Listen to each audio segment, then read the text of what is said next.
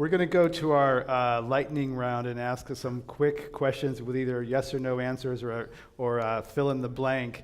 Kathy Sullivan, if you owned a beachfront condo in Florida, you would hold it until when?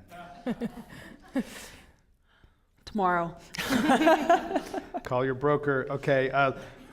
Louise Bedsworth, if you owned a ski-in, ski-out condo in Lake Tahoe, you would hold it until when? A couple more decades. Couple more decades. Okay. Kathy Sullivan, global warming critics are correct when they say the climate has always been changing.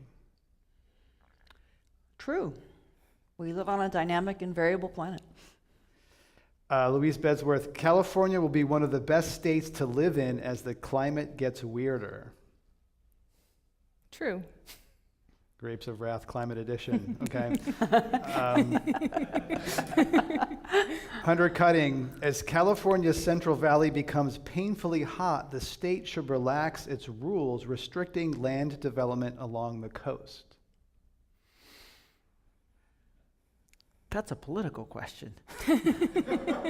Personal value question. You're an environmentalist. That just seems to be borrowing from Peter to pay Paul. No.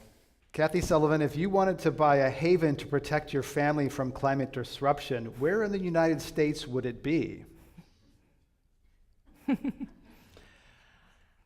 I would not focus on where I bought the haven so much as how I designed and built the haven. I think there's some prepper reality TV shows for that.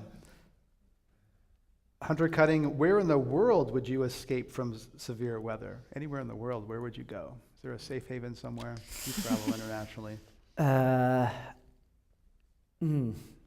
That's a bit of a science question, but my understanding is that the further north you go, the greater the changes. So south, but you need to, it's so complicated. You need to avoid the expansion of the Hadley cells where we're having more drought around the mid-latitude. So I don't know that there is a good place. I think International Space Station comes. There you go. Exactly. Get on the list to go to space.